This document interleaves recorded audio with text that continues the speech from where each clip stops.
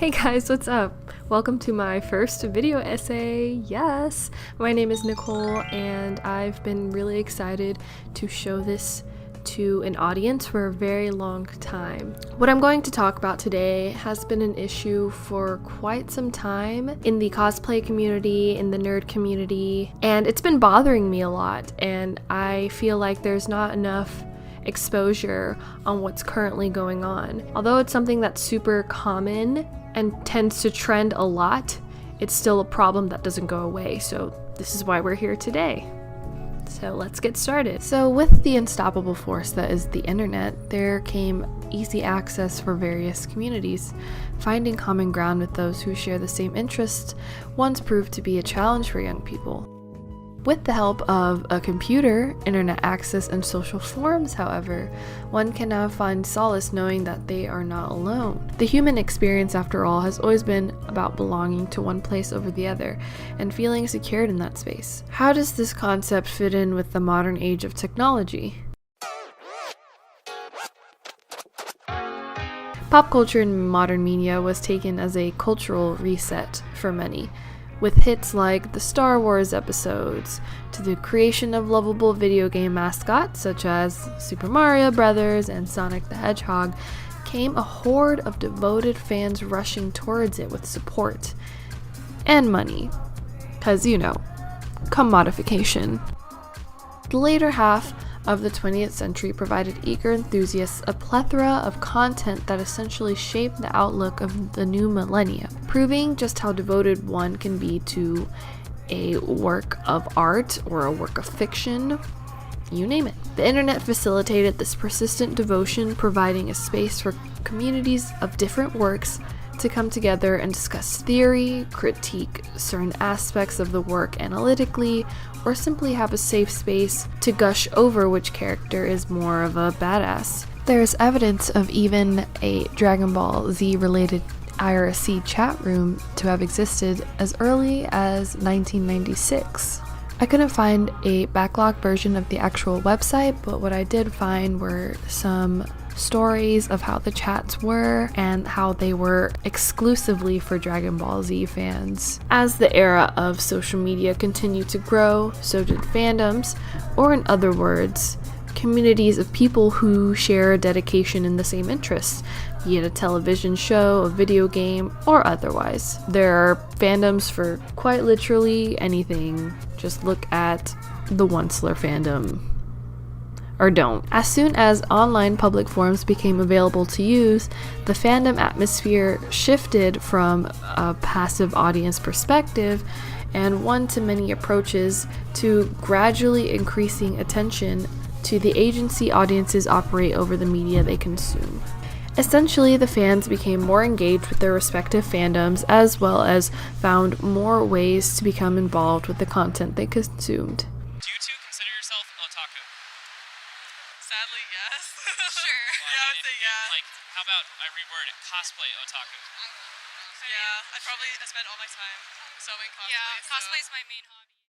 Of these manners of devotion, the act of cosplaying erupted in popularity. Believed to have been first coined at a convention in Los Angeles in the 1980s, the term cosplay is a literal combination of the terms costume and roleplay. Through laborious efforts and a grand attention to detail, these devotees create and wear thread-for-thread replicas of the costumes that their favorite characters wear on screen. Side note, of course, now you can just buy costumes on big websites like Mike Costume, I don't know, and or you can get commissions from smaller creators, if you don't like to sew or just don't have the time or the money to do so. And I'm not gonna bash on that is totally valid. Social channels then help cosplayers to share photos of their creations, swap convention stories, and ask other cosplayers questions on how to construct specific parts of costumes, generating even more love for said piece of media. The role of social media has been beneficial in not only normalizing the idea of cosplay in a less than accepting society, but also provides comfort for those who once may have been ostracized by their peers for being different, or nerdy in most cases. Unfortunate circumstances, however, have proven that the world of cosplay is not without its flaws. While the community is known for its all-inclusive, non-discriminatory, and non-judgmental way of life, that is, cosplay is for anyone regardless of race, sex, gender, body shape, or sexual orientation, it is these factors that have remained a prominent issue. When one Google image searches the term cosplayer, it is visible that the majority of the results that show are either white or Asian females dressed up. While there is a noticeable imbalance that most cosplayers showcased on social media are typically female, and while it is true that a majority of the cosplayers you see at conventions are typically cisgendered females. Hey everyone, editing Nicole here. I just wanted to make a quick note that what I mean by this is cosplayers who appear to be cisgendered females. That's what I meant. I don't want to exclude anyone that doesn't define themselves under the binary that our society does. But for all intents and purposes, I'm just going to focus on people that do appear to be cisgendered females. Okay, bye! There is less light shined on girls that do not identify as white or Asian. Barbarian Snorlax. Snorlax is from Pokemon. And I decided, I was like, hey, he's kind of like the best Pokemon in there. So what would be unique about, doing a Pokemon? I was like, armor. Absolutely armor. Black female cosplayers are not highlighted in this way on social channels and tend to receive backlash with each post they make in cosplay. This negative feedback, in turn, has a debilitating effect on how women of color in the community view themselves in comparison. But as someone who appreciates cosplayers dressing up as their favorite character from an anime, movie franchise, or video game series, it pains me to see how some people are fixated on the color of someone's skin rather than the badass and perfectly put together costumes. A lot of black cosplayers had to leave social media for a while because they had to recollect their thoughts on how cosplaying a character could bother so many people to the point where they're being called racial slurs. While this may be true, there are still plenty of rather successful black female cosplayers ruling the internet. Influencers such as Kiera Please, K-Bear, and Cutie Pie Sensei are all black women who have found quite a bit of success from posting themselves in homemade costumes. Consequently, this influences other women of color to follow in their footsteps. That being said, it is important to question the effects that social media has on cosplayers of color. The need for minority representation in pop culture and social media causes an outburst of self-mediation by the underrepresented group in question, despite the visible criticism and backlash they experience online. To explain the relationship between self-mediation and social media, here's a quote from Lily Chularakis' article titled Self-Mediation, New Media and Citizenship. She says, quote, mediated self-representation entails a particular view of publicness that thematizes, or presents, performance, voice, and claims to recognition, unquote. POCs in the cosplay world in general, you don't see them get as much attention as their white counterparts, let's be real. So these sort of events help highlight those people in the community and about their achievements and their goals and what they want to see more of. So it's a great way to really give more ideas to the community as well as uplift people that maybe should be uplifted more than they currently are. So for research purposes, I completed a few interviews that were conducted over the last several weeks in order to receive direct testimonies of the occurrences that black women experience in this community. The first interviewee, her name is Alexis, and she's super sweet. She goes by Chubby Senpai on Instagram and has just over 2,000 followers on there. Her content consists mostly of herself in various cosplays, either at conventions or posing at home. When asked about the negative experience on the online community, she mentioned that fat shaming came before any insults about her race. Quote, at first it was body shaming, people calling me fat, comparing me to Lizzo, which in itself shows some inherent racism because it implies that all plus-size black women look the same, but recently it seems to have gotten worse. take cosplay out of the equation for a second. When women typically post their bodies on social media, a portion of it is to receive immediate feedback in doing so. According to a psychological study done on young women in China, it is proven that there is a strong correlation between selfie posting and a woman's self-esteem, having a large dependence on whether or not the feedback is positive feedback. Now, this may seem common knowledge, but the cause and effect relationship that it has created is something that needs to be looked on because of how big social media is now. We didn't see these certain issues about appearance 20 years ago. We had those issues because we still had television and magazines that were telling women how to look, but now this is different. This is posting your body out there. By doing so, there's an immediate response. We didn't have that 20 years ago. Now it's people telling you how they feel about your body, and it's addicting in a way. Having the like system on various social media channels is an immediate mediator for many. Having a quantifiable result to refer back to when making a post can determine just how much reach one's photo has made. On top of this, the comment section also plays an important role in validation. Body satisfaction, or the individual's contentedness with their overall body or with specific body parts, is affected with each public post.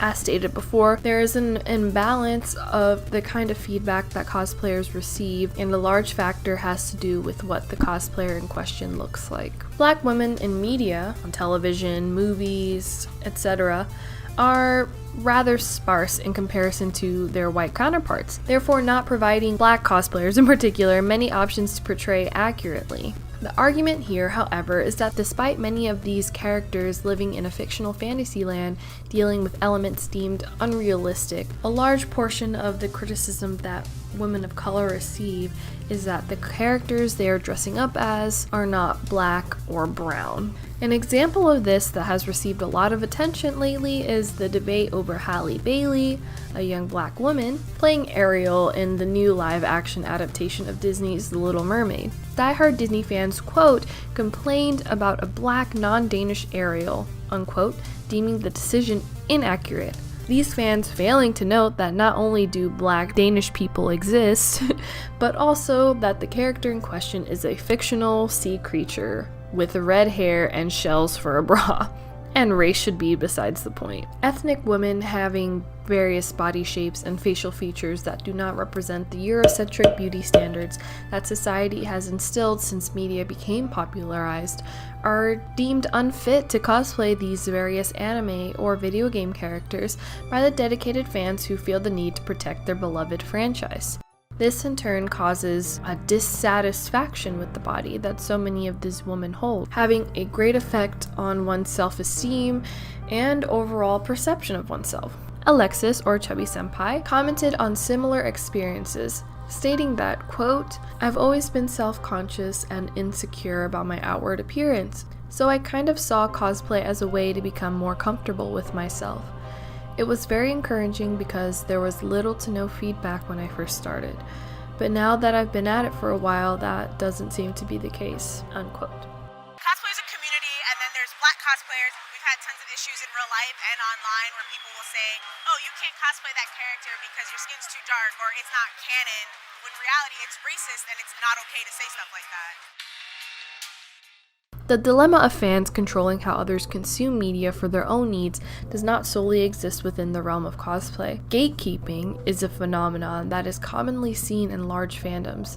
The term alone refers to a person who controls access. In fan culture, however, this refers to someone within a certain fandom who feels entitled to the entire franchise by deciding what is acceptable behavior from real fans and what is not. The RPG Monger, a small YouTuber that discusses gaming and anime, elaborated on the gatekeeper phenomenon, describing anime elitists he has run into. Those who believe that their way of watching anime, reading manga, and critiquing the medium as a whole is the only way out there, and if anyone else differs, then they are automatically lower than you. This applies to many black women who cosplay because oftentimes they are told, mostly by men, what they can and cannot dress as. Farah, better known as Farah Not Sarah 777 on Instagram, explained her first experience when dealing with gatekeepers online. She refers to these opinionated commenters as internet trolls, which is a common label for those who, in my words, intentionally use derogatory or hurtful statements to attack others online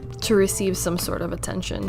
After posting a photo of herself as Starfire, a highly beloved character from the Teen Titans universe, she received negative feedback, saying, quote, "There were a lot of trolls, you know, who have never cosplayed a day in their life. They were like, you ruined Starfire. Starfire is not black. It was really mean. I'm kind of sensitive, so I was at work refreshing the page to see what they were saying."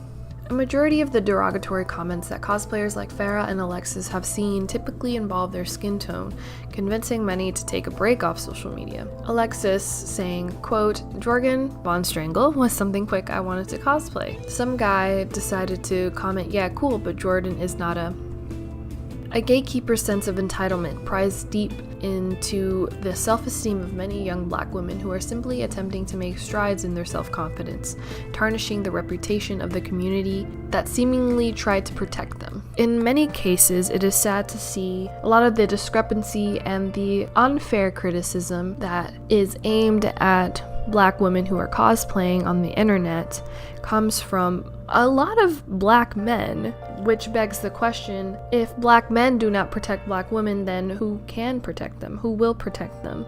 Who will shield them from mean and hurtful and racist statements? So with all that in mind, it is essential to note that cosplay may mean more than simply putting on an outfit and taking a picture to post for many to see.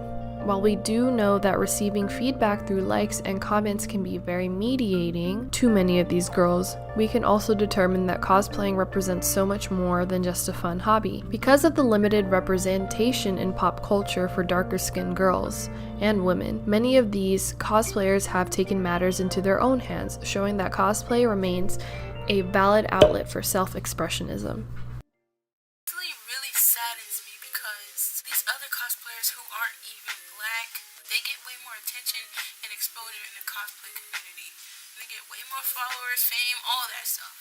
I mean, like, yeah, they're talented, creative, and they put a lot of work into their cosplays, but black cosplayers, we do the same thing. The act of cosplay is performative and can be used as a healthy outlet for escaping the rejection that many black women experience daily. Farah says, quote, "Cosplay is a performance. It helps me express my weird and zany side. It helps me to be someone who can express themselves in different ways. Recognition is a concept that resonates heavily with many women of color, and the internet facilitates the goal of truly being seen. Through this form of self-expression that is cosplay, black women can reach out to their audience, encouraging this lifestyle despite the bumps in the road that many come to face. Behind each photograph, there is a goal to achieve salience, or the prominence of how much one is noticed. When a young woman of color takes a photo of themselves cosplaying a character that is confident, strong, lovable, a badass bitch, their goal is to hopefully emanate these traits through their body and costume and show the world that black girls can have someone they feel represented by, minimizing the damaging stereotypes they've been assigned to their entire lives. It is because of this that many black female cosplayers have appointed themselves as advocates for other young women who may feel scared of the negative feedback they may receive for trying to do the same thing. Alexis said, quote, "I try to present myself as an advocate. As cliche as it sounds, I want people to see me and my post and think, wow, she looks like me, and if she can do it, what's stopping me?" Unquote. Farah responded that she feels she is also an advocate, explaining that, quote, "When I was younger and I saw, like, women of color cosplaying, it made me go, whoa, I can do this too. It doesn't matter what I look like." Representation is so important because when people look up to others when they see themselves in things where they normally wouldn't, it can really help their confidence, unquote. The need to be seen as someone who is just as worthy of expressing themselves as others do is extremely important within the community for cosplayers of color. The majority of these characters that many black women cosplay usually involve otherworldly elements or have some sort of superpower. This translates into a statement for those who may not be certain that cosplay will be beneficial to them. They are truly represented, they are powerful in their efforts, and have the right to be seen. Despite the negativity, derogatory, and downright hurtful comments that many Black female cosplayers see on their social media pages, it is menial in comparison to the large strides in the community that they have made towards accurate and justifiable recognition. To anybody that's watching this, thank you so much. This took a really long time to write and an even longer time to edit and turn into a video. I don't really have anything more to say except to support Black women. Support Black women in these communities. Give them your undivided attention because they deserve it as much as anybody else, you know, cosplaying a beloved character. It's time to have serious discussions like this and raise the bar when it comes to inclusivity. If you have the time, check out the Cosplaying While Black hashtag on either Twitter or Instagram. There are a lot of cool, awesome, cute, and amazing cosplayers out there that don't get a chance to be in the spotlight as some others do. I just wanted to use my platform to say that. Thanks for watching. If you like content and would like to see more video essays such as this, don't forget to subscribe and leave a comment. I want to know your thoughts and your experiences within the cosplay community. All right, peace.